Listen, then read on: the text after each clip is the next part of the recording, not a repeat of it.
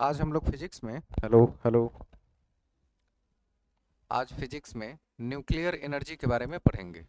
Modern physics कर रहे थे हम लोग पिछले क्लास में। उसमें एक टॉपिक है न्यूक्लियर एनर्जी, नाभिकीय ऊर्जा।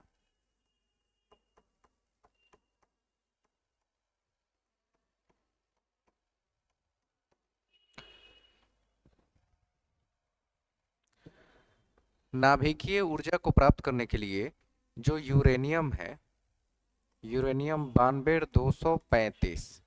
हालांकि यूरेनियम के दो अलग अलग समस्थानिक हैं, एक 92 235 और दूसरा है एक यूरेनियम 92 238। ये जो 92 238 है, ये प्रकृति में बहुलता के साथ पाया जाता है और ये जो है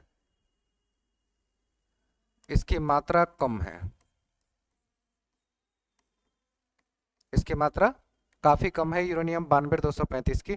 और न्यूक्लियर एनर्जी में यूरेनियम 92 235 का ही प्रयोग किया जाता है। परमाणु संख्या 92 और द्रव्यमान संख्या 235।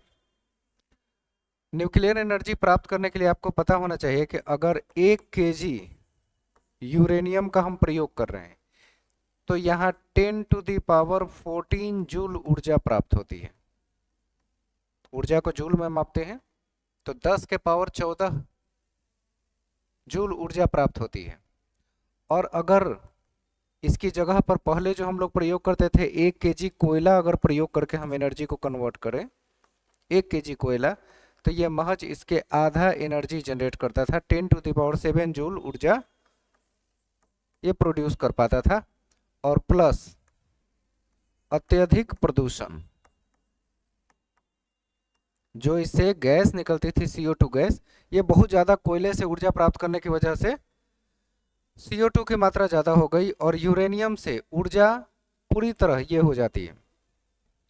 मतलब अगर इसी यूरेनियम को हम शुद्ध यूरेनियम के रूप में देखें और समझें, अगर शुद्ध यूरेनियम ले तो ये कहलाती है प्लूटोनियम, Pu। प्लूटोनियम, शुद्ध यूरेनियम को प्लूटोनियम कहते हैं। और ये फ्री फ्रॉम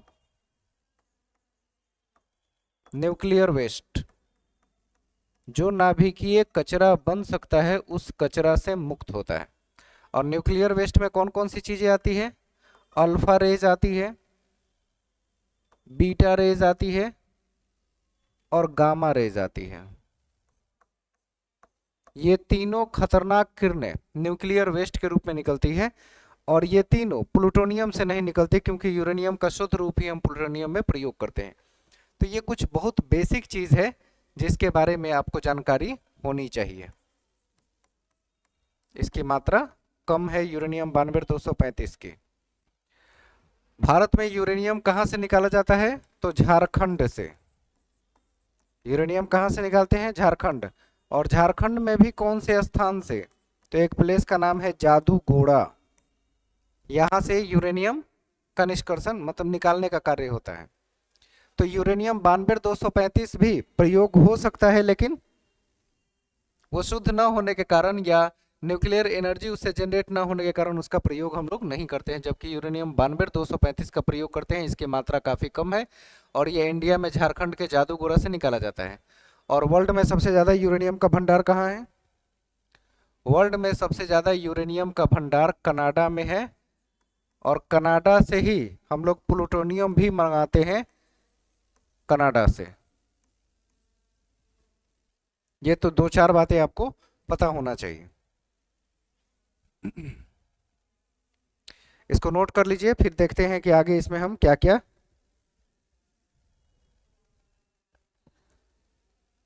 अब आप नाभिकीय ऊर्जा प्राप्त करने की विधि को क्या कहते हैं? तो इसको कहते हैं ऊष्माक्षेपी विधि।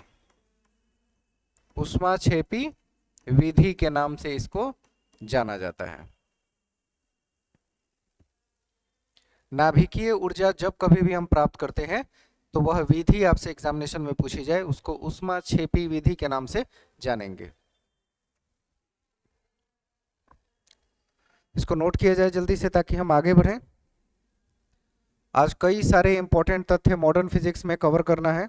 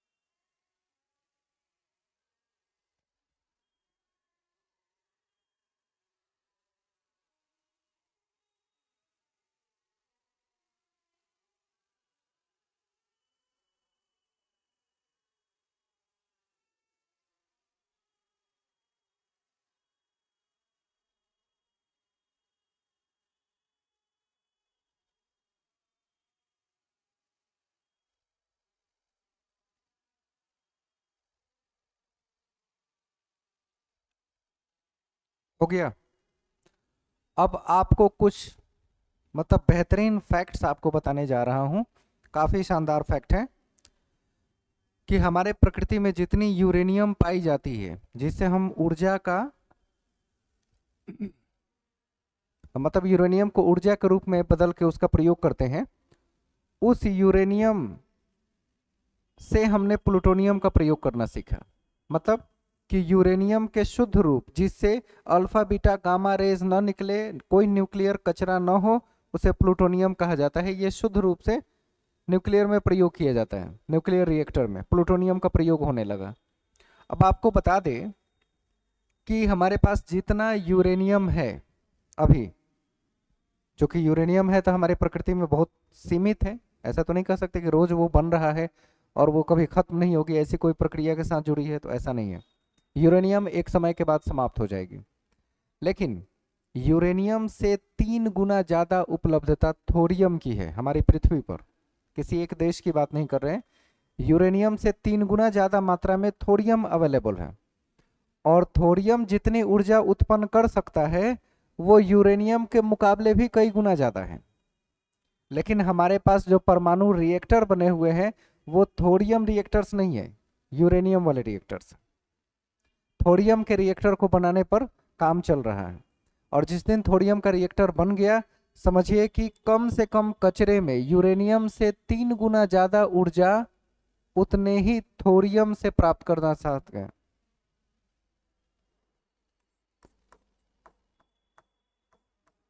ये जो लाइन देख रहे हैं, थोरियम इसमें जो सबसे पहला आता है, थोरियम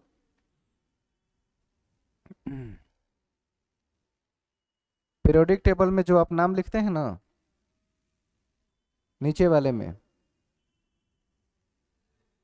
लैंथेनाइड्स ग्रुप में,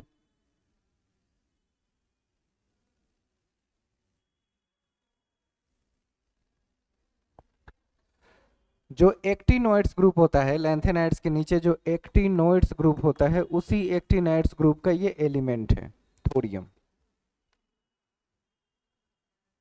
तो एक्टिनाइड्स ग्रुप में जो एलिमेंट आते हैं उसमें सबसे पहला नाम आता है थोरियम का, और ये न्यूक्लियर एनर्जी में सबसे पावरफुल और सबसे बेस्ट माना गया है।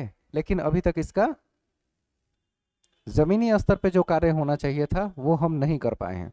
थोरियम यूरेनियम से 3 गुना ज्यादा उपलब्धता के साथ पृथ्वी पर है, और यूरेनियम से कई गुना ज्यादा ऊर्जा भी देने में सक्षम रखता है। तो सबसे पहले हम इस जरूरी बात को लिखेंगे, लाइन चेंज करके लिखिएगा।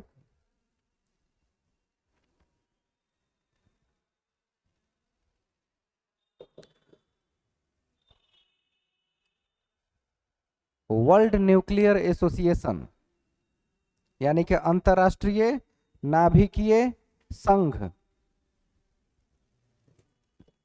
अंतरराष्ट्रीय नाभिकीय संघ के अनुसार प्रकृति में, फटाफट नोट कीजिए, के अनुसार प्रकृति में थोरियम का भंडार, थोरियम मतलब TH, प्रकृति में थोरियम का भंडार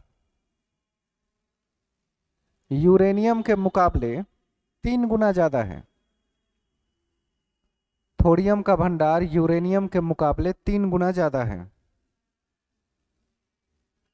तथा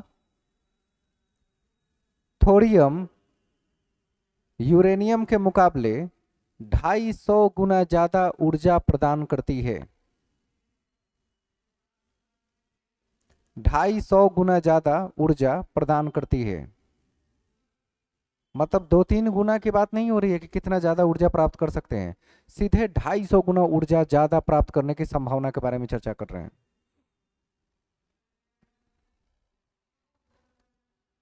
लाइन चेंज करके लिखेंगे, ज्ञातव्य हो कि पृथ्वी पर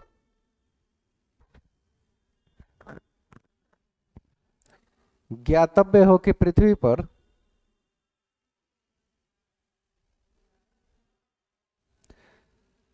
जितने भी परंपरागत ऊर्जा स्रोत हैं, जितने भी परंपरागत ऊर्जा स्रोत हैं, जैसे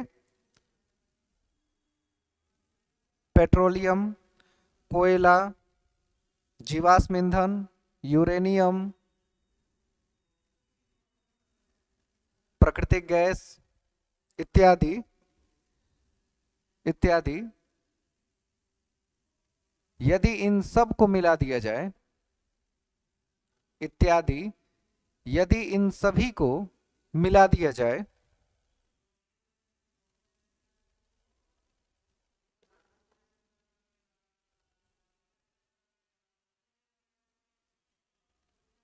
तब भी वे थोरियम के ऊर्जा की बराबरी नहीं कर सकते।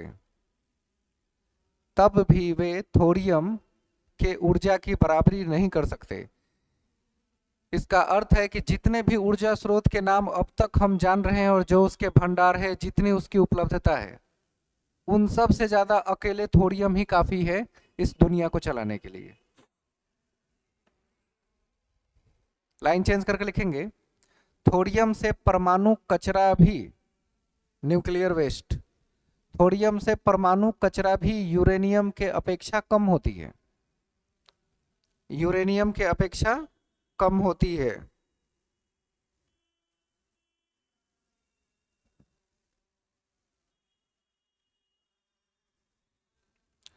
लाइन चेंज करके लिखेंगे, रेडियो एक्टिव पदार्थ जिनका प्रयोग, रेडियो एक्टिव का मतलब रेडियो सक्रिय भी कहा जाता है, रेडियो एक्टिव पदार्थ जिनका प्रयोग परमाणु ईंधन के रूप में होता है,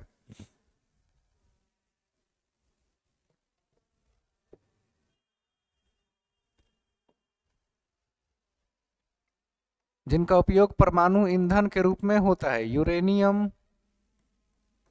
प्लूटोनियम,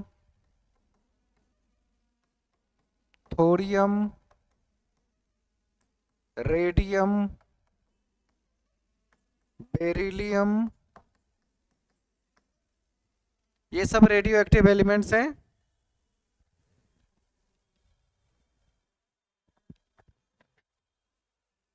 एक और नाम लिख लेंगे, मोनाजाइट।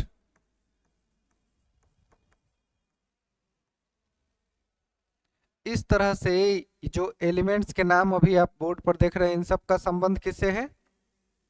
रेडियो एक्टिव एलिमेंट है, सब के सब।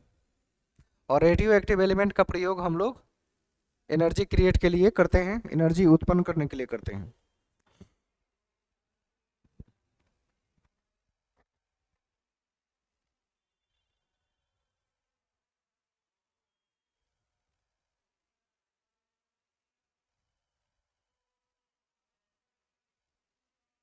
अब आपसे एक सवाल और भी पूछा जा सकता है कि रेडियो एक्टिव एलिमेंट्स की पहचान कैसे करेंगे? इन सब को तो हमने मान लिया, क्या कहेंगे? Radio active elements.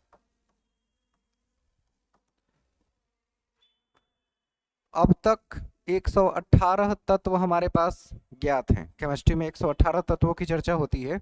उन 118 तत्वों में रेडियो एक्टिव एलिमेंट्स की पहचान कैसे करेंगे कि कौन कौन से तत्व रेडियो एलिमेंट्स होते हैं? Radio active elements.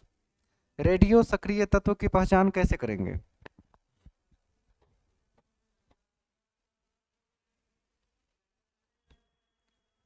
जिनका परमाणु क्रमांक यानी एटॉमिक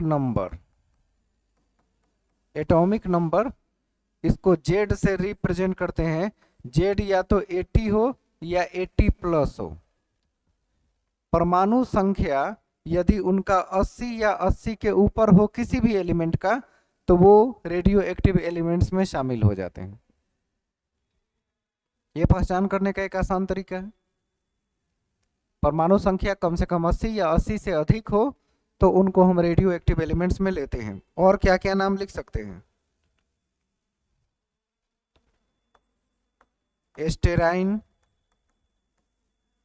फ्रांसियम, ट्राइटियम, ये सब जो एलिमेंट्स के नाम हैं ये भी रेडियो एक्टिव एलिमेंट के ही उदाहरण हैं, जो पीरियोडिक टेबल में सबसे नीचे आते हैं। लैंथेनाइट्स ग्रुप के जस्ट ऊपर और मेन पीरियोडिक टेबल में जो ब्लॉक्स होते हैं, एस ब्लॉक, पी ब्लॉक, उन सब में सबसे नीचे आते हैं, या डी ब्लॉक में।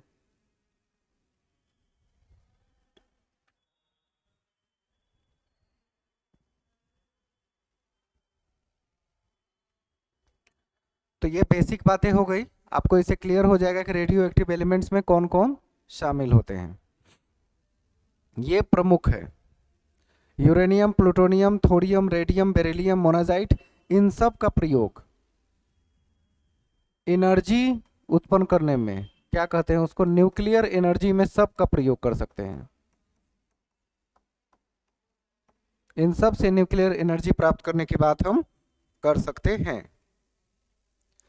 न्यूक्लियर एनर्जी प्राप्त करना बहुत बड़ी बात नहीं है, उसे मैनेज करना, आवश्यकता के अनुसार प्रयोग करना, कम से कम कचरा हो, सहूलियत सब तक पहुंच सके ऐसी व्यवस्था करना, ये बहुत मुश्किल काम है। और इन सब में सबसे बेस्ट कौन है जिससे ऊर्जा भी सबसे ज़्यादा प्राप्त होती है? यूरेनियम। और थोरियम में पूछा जाए तो थोरियम यूरेनियम से 250 गुना ज़्यादा ऊर्जा प्रदान करती है, और थोरियम का भंडार यूरेनियम के मुकाबले 3 गुना ज़्यादा है, भंडार भी काफ़ी है। अब आते हैं आपके न्यूक्लियर रिएक्टर की बात करने। न्यूक्लियर रिएक्टर,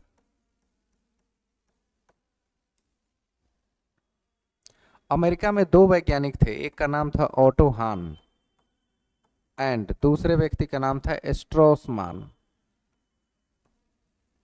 इन दोनों ने मिलकर 1940 में न्यूक्लियर रिएक्टर बनाया।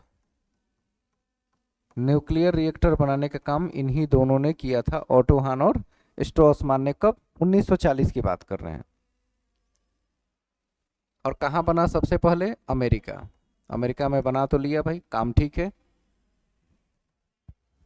1940 में रिएक्टर बनाया, परमाणु बॉम्ब भी बना लिया, रिएक्टर तैयार, मतलब बॉम्ब बन सकता है।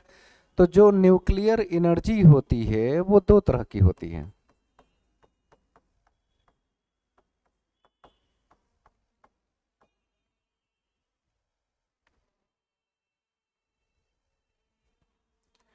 एक को कहते हैं न्यूक्लियर फिशन,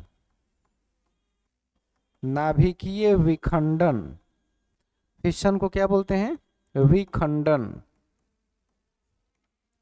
और एक टर्म होता है न्यूक्लियर फ्यूजन।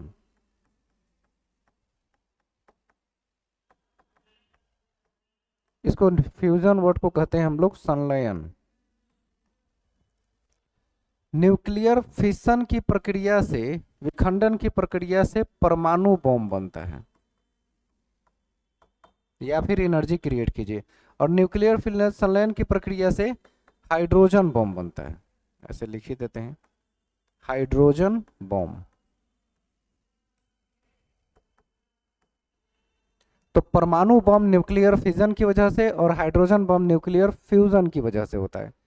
न्यूक्लियर फ्यूजन की प्रक्रिया कहाँ होती है? तो सन में होती है, और ये रिएक्टर में होता है। न्यूक्लियर फ्यूजन कहाँ होता है? रिएक्टर में ये घटना होती है। और न्यूक्लियर फ्यूजन की प्रक्रिया सन में देखने को मिलती है। सूरज के जो ऊर्जा का स्रोत है वो यही है। तो पहले कौन समझा जाए? पहले विखंडन समझा जाए कि पहले संलयन को समझा जाए? दोनों जरूरी है। चलिए पहले जो विखंडन है उसी को समझने का प्रयास करते हैं। आते हैं विखंडन में। विखंडन में होता क्या है? ये है यूरेनियम 92 235, यूरेनियम 92 235 पर जब न्यूट्रॉन से, किस चीज से? न्यूट्रॉन से बम्बार्डमेंट कराया जाता है, मतलब गोली की तरह शूट किया जाता है। तो यूरेनियम 92 235 से जब न्यूट्रॉन टकराता है तो ये यूरेनियम प्लूटोनियम में कन्वर्ट हो जाती है। यूरेनियम किस में कन्वर्ट हो गई? प्लूटोनियम में। और प्लूटोनियम में कन्वर्ट होने के साथ साथ ये 3 न्यूट्रॉन को जनरेट करते हैं। कितने न्यूट्रॉन जनरेट करेंगे? 3 न्यूट्रॉन को उत्पन्न करते हैं। ये 3 न्यूट्रॉन अन्य 3 न्यूट्रॉन को जनरेट करते हैं। फिर ये भी 3 न्यूट्रॉन को जनरेट करेंगे, ये भी 3 को जनरेट करेंगे। फिर इन सब में 3 की प्रक्रिया शुरू होगी और इसकी संख्या 3 दूनी रात चौगुनी इतनी तेजी से बढ़ेगी कि बाद में इसको कंट्रोल करना संभव नहीं होगा। तो गिनती समझते हैं। सबसे पहले न्यूट्रॉन की संख्या कितनी दिखी? 3 दिखी। 3 9 27, 81, 243, 729, ऐसे करके इसकी संख्या न्यूमरस हो सकती है, असंख्य हो सकती है। तो इस अभिक्रिया को, जो विखंडन की अभिक्रिया है, ये इतनी तेजी से संख्या बढ़े तो हम इसका नाम रखते हैं अनियंत्रित अभिक्रिया। इतनी तेजी से इलेक्ट्रॉन न्यूट्रॉन टूटते चले जाएंगे तो ये क्या हो जाएगा, अनकंट्रोल्ड। तो अनियंत्रित श्रृंखला अभिक्रिया कहलाती है। इस अभिक्रिया का नाम है अनियंत्रित श्रृंखला अभिक्रिया। और इसी अभिक्रिया के माध्यम से परमाणु बम बनता है, जो कि बम जब फटा तो इतनी तेजी से रिएक्ट करते हुए कई किलोमीटर तक उसका प्रभाव देखने को मिल सकता है, क्योंकि वो चेन रिएक्शन होता है। ऐसा नहीं कि एक जगह सुतली बम की तरफ फटा बूम से और खत्म हो गया, वही नहीं। चेन रिएक्शन होने की वजह से एक तो श्रृंखला अभिक्रिया है, ऊपर से कंट्रोल में नहीं है, हमारे अनियंत्रित है, अनकंट्रोल्ड चेन रिएक्शन है। तो इसका मतलब है कि ये कई किलोमीटर के दायरे को नुकसान पहुंचा सकता है। तो परमाणु बम इसी अनियंत्रित श्रृंखला अभिक्रिया की वजह से है, जिसमें ये न्यूट्रॉन इतनी तेजी से टूटते हैं और अपनी संख्या को उतनी तेजी से बढ़ाते हैं। 3 से 9 बन गए, 9 से सीधे 27, 27 से 81 हो गए, 243, 729 और बढ़ते जा रहे हैं। जितना कैलकुलेशन आप कर सके, इसकी संख्या न्यूमरस हो सकती है, अनेक हो सकते हैं। तो ये जो अनेकता की बात हम कर रहे हैं, ये अभिक्रिया ही, पूरी अभिक्रिया का नाम हमने क्या रख दिया, अनियंत्रित श्रृंखला अभिक्रिया। और इसी पर आधारित परमाणु बम का निर्माण होता है। तो सवाल ये है कि इसको नियंत्रित करके पीसफुल पर्पस के लिए या बिजली उत्पादन के लिए कैसे किया जाए। अब आते हैं रिएक्शन को वापस समझने। मान लेते हैं कि ये एक न्यूक्लियर रिएक्टर है, इसमें यूरेनियम ये जो है 92 235 इसमें पहले से है। हमने न्यूट्रॉन से इसमें क्या किया, टकराव किया। अब ये यूरेनियम 3 मान लेते हैं, ऐसे 3 न्यूट्रॉन को क्रिएट करती है, न्यूट्रॉन न्यूट्रॉन न्यूट्रॉन। तो हमने क्या लगा दिया, यहां पे एक मंदक का प्रयोग किया। मंदक कैडमियम की छड़ हो सकती है, ये मंदक के रूप में काम कर रहा है। और ये मंदक क्या कर रहा है कि जब इनमें से 3 न्यूट्रॉन उत्पन्न हो रहे हैं तो 2 को सोख ले रहा है, एक ही न्यूट्रॉन रहा। फिर इधर से 3 न्यूट्रॉन उत्पन्न हो रहे हैं तो एक ही न्यूट्रॉन रहा, 2 को अवशोषित कर लेगा। तो हर बार जो 3 उत्पन्न होंगे उसमें से 2 अवशोषित हो गए, बचा एक फिर 3 बनाएगा, फिर 2 अवशोषित हो जाएंगे। तो हर बार जब 3 न्यूट्रॉन बनेगा, 2 को हमने खींच लिया, अवशोषित कर लिया, तो एक बचा। यानी कि पूरा का पूरा रिएक्शन कंट्रोल किया जा सकता है। तो कंट्रोल करने के लिए हम क्या करते हैं, नाभिकीय रिएक्टर के अंदर कैडमियम की छड़ लगा देते हैं या फिर ड्यूटेरियम ऑक्साइड का प्रयोग करते हैं, D2O। ये दोनों न्यूट्रॉन को अवशोषित कर लेते हैं। 3 में से 2 न्यूट्रॉन अवशोषित हो गए, एक बचा, कंट्रोल हो गया। अब मेरे कंट्रोल में रिएक्शन हो रहा है, तब हम इस चीज को हम कहते हैं नियंत्रित श्रृंखला अभिक्रिया। इसी का नाम हो जाता है नियंत्रित श्रृंखला अभिक्रिया, कंट्रोल्ड चेन रिएक्शन। और ये जो नियंत्रित श्रृंखला अभिक्रिया है, यही हम पीसफुल पर्पस के लिए प्रयोग करते हैं एनर्जी का। किस पर्पस के लिए, पीसफुल पर्पस के लिए, यानी शांतिपूर्ण उद्देश्य के लिए हम इसका प्रयोग करेंगे। शांतिपूर्ण उद्देश्य। तो शांतिपूर्ण उद्देश्य में जब कभी भी हम इस चीज को डिस्कस करते हैं तो हम ध्यान रखेंगे कि ये नियंत्रित श्रृंखला अभिक्रिया होगी, तभी हम इसका शांतिपूर्ण ढंग से प्रयोग